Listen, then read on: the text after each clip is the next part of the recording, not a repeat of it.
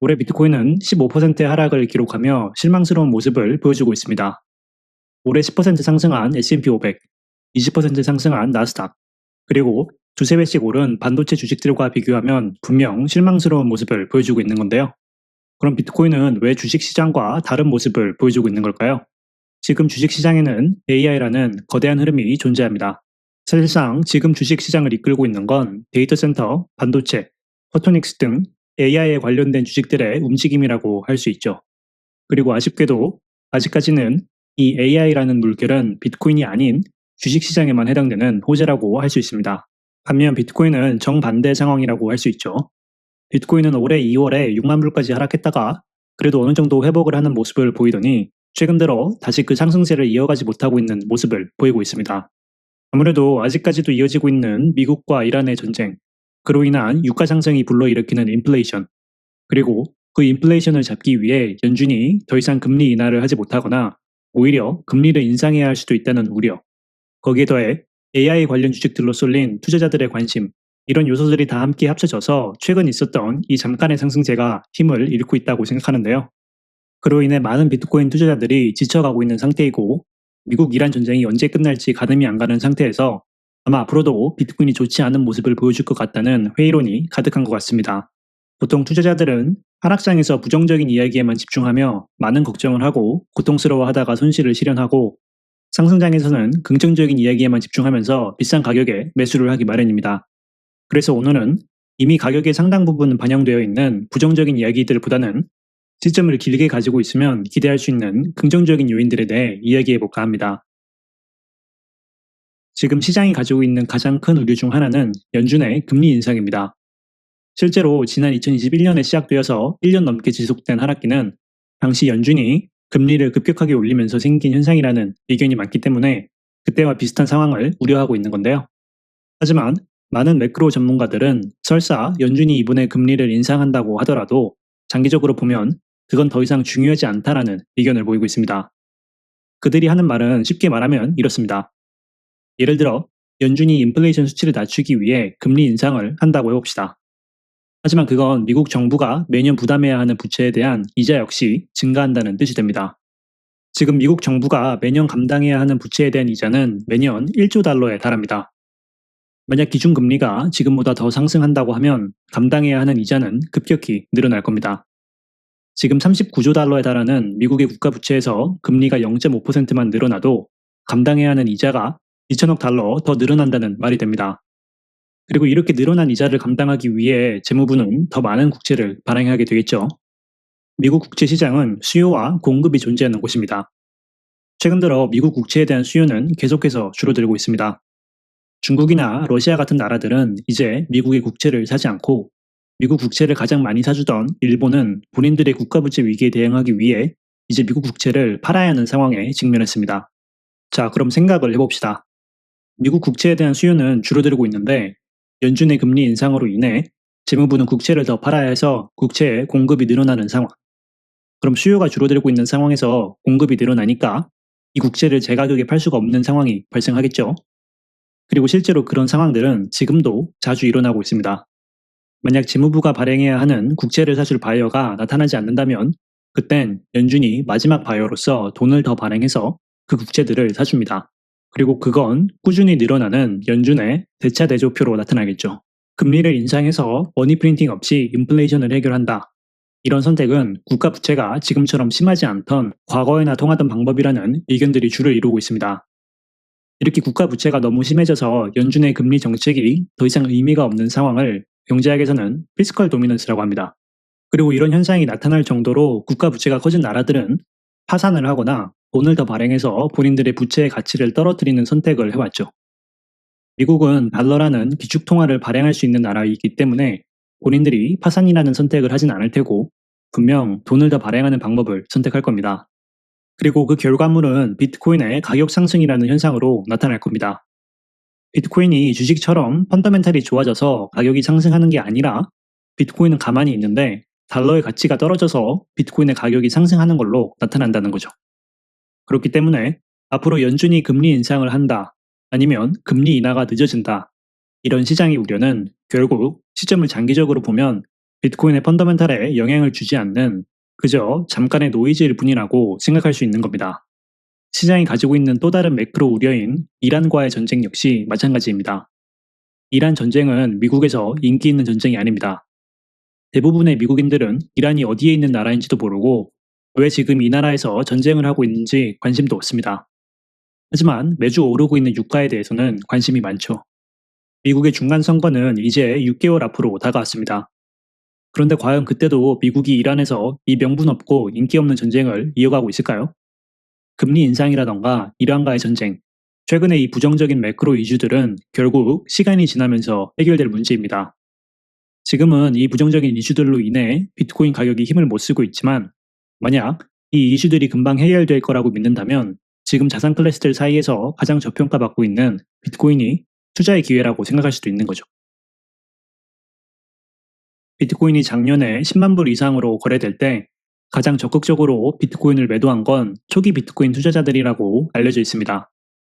그리고 결국 그들의 매도세가 비트코인을 사고자 하는 물량을 계속해서 넘어섰고 그로 인해 최근에 비트코인 하락기가 생긴 거라는 의견이 많이 있는데요. 저는 그렇기 때문에 미국의 클래리티 법안이 통과되는 것이 중요하다고 생각합니다. 클래리티 법안이 의미 있는 건 여러 가지 요인이 있지만 가장 핵심적인 부분은 미국 대형 금융기관들의 비트코인 관련 서비스 출시라고 할 수 있습니다. 특히 저는 미국 대형 은행들이 제공하는 비트코인 담보 대출이 큰 영향을 끼칠 거라고 생각하는데요. 쉽게 생각하면 미국인들에게 친숙한 은행들에게 내가 가진 비트코인을 담보물로 제공하면 그 대가로 현금을 대출을 받는다. 뭐 이런 말입니다. 미국의 부자들은 자신이 가진 주식 자산을 팔지 않습니다. 주식을 팔면 그만큼 세금을 내야 하기 때문이죠. 그들은 주식을 담보로 은행에서 대출을 받고 그 돈으로 본인들이 원하는 인생을 살아갑니다. 은행에서 대출을 받은 돈은 세금을 내지 않아도 되기 때문이죠. 그래서 저처럼 평범한 미국 직장인들은 매년 40%에 가까운 세금을 꼬박꼬박 내고 있지만 진정한 부자들은 매년 내는 세금이 거의 없습니다. 만약 비트코인 초기 투자자들도 미국의 전통적인 부자들처럼 이렇게 본인들의 자산을 담보로 대출을 받을 수 있다면 같은 선택을 할 겁니다. 이건 미국 부자들이 가진 상식 같은 거기 때문에 그렇게 하지 않을 이유가 없죠. 지금까지는 제대로 된 비트코인 담보 대출을 해줄 존재가 없었기 때문에 비트코인 매도를 하고 그 수익에 대한 세금을 꼬박꼬박 미국 정부에 납부했지만 앞으로 JP모건이나 피델리티 이렇게 믿을 수 있는 대형 기관에서 비트코인 담보 대출 서비스를 제공한다면 그때는 그들도 비트코인 매도 대신 대출이라는 방법을 선택할 겁니다. 지금까지는 비트코인이 폭등할 때마다 본인들의 비트코인을 팔려고 하는 초기 투자자들의 셀링 프레셔가 항상 기다리고 있었다면 앞으로 가까운 미래에는 상당 부분의 그 매도세가 사라질 수 있다는 거죠. 스트래티지, 스트라이브, 메타플래닛 같은 트레저리 기업들의 존재 역시 비트코인의 구조적인 변화를 이끌고 있는 요인이라고 할 수 있습니다. 특히나 이들이 운영 중인 우선주들이 중요한 요인이라고 할 수 있는데요. 스트래티지는 STRC를 통해 적게는 매주 5천 개에서 많게는 3만 개에 가까운 비트코인 매수를 꾸준히 이어가고 있고 스트라이브라는 회사 역시 본인들의 우선주 세타를 통해 한 주에 1,000개에 가까운 비트코인을 매수하는 모습을 보여주고 있습니다. 일주일에 새로 채굴되는 비트코인의 양은 3,150개입니다. 2026년을 기점으로 스트래티지와 스트라이브가 번갈아 가면서 본인들의 우선주를 통해 매주 발행되는 비트코인의 공급량보다 많은 비트코인을 매수하고 있다는 거죠. 사실상 2026년 들어서 비트코인의 공급이 절반으로 줄어드는 반감기가 2년 빨리 시작되었다고 해도 과언이 아닙니다. 특히 이 우선주의 존재는 비트코인으로 들어오는 자본이 확장되는 아주 중요한 역할을 할 겁니다. 기존 비트코인 투자자들은 비트코인의 탈중앙화, 셀프 커스티디를 통해 가지게 되는 개인의 금융 주권, 이런 비트코인이 가진 기본 속성에 반해서 투자를 해온 사람들입니다. 그런데 우리 솔직히 말해서 탈중앙화나 셀프 커스티디 이런 걸 신경 쓰고 관심 있는 사람이 전 세계 인구의 몇 퍼센트나 될까요? 제가 감히 예상하기로 많아봤자 1%에서 5%입니다. 비트코인의 기본 속성에 반해서 비트코인에 투자할 투자자들의 베이스는 한정되어 있고 그런 걸 신경 쓸 사람들은 이미 대부분 비트코인에 투자하고 있을 거라는 거죠. 그리고 그렇게 투자자들의 베이스가 한정되어 있다면 아마 앞으로 비트코인의 가격 상승은 상당히 천천히 진행되었을 겁니다. 하지만 스트래티지나 스트라이브 같은 회사들이 운영하는 우선주를 사는 자본들은 비트코인에 전혀 관심이 없는 자본들입니다. 지금까지 비트코인이 노리지 못하던 자본들이 간접적으로 비트코인으로 들어오기 시작했다는 거죠. 대부분의 사람들은 스트레이티지가 우선주 배당 못해서 망하는 거 아닌가 하는 자극적인 이야기에 관심이 팔려 있지만 이건 생각보다 비트코인 역사에 큰 임팩트를 남길 사건입니다. 이 움직임은 2026년 들어서야 본격적으로 시작되었고 앞으로도 계속될 겁니다. 이 두 회사들뿐만 아니라 일본의 메타플래닛 역시 일본 투자자들을 상대로 비슷한 모델을 준비 중이고 아담백이 이끄는 BSTR 역시 올해 주식 상장을 마치고 나면 많은 비트코인을 매수할 거라고 알려져 있죠. 비트코인이 12만 6천 불이라는 고점을 기록한 건 불과 작년 10월의 일입니다. 투자를 하다 보면 1년에 가까운 하락 혹은 횡보는 아주 자연스러운 현상입니다. 누구나 인정하는 회사들인 엔비디아와 팔란티어. 엔비디아의 경우 2025년 8월부터 올해 4월까지 긴 횡보를 했고 최근 팔란티어도 1년 동안 지루한 횡보를 기록했으며 제가 투자 중인 AST 스페이스 모바일도 과거 24년 여름 고점을 기록하고 1년에 가까운 시간 동안 40%의 하락을 기록했습니다. 지금 가격을 보고 과거의 차트를 보면 이 기간에 매수를 하는 게 쉬워 보이지만 실제로 제가 이 1년에 가까운 하락을 경험하면서 매수를 하고 투자를 이어나갈 때 제 자신이 바보 같다는 생각을 자주 했습니다.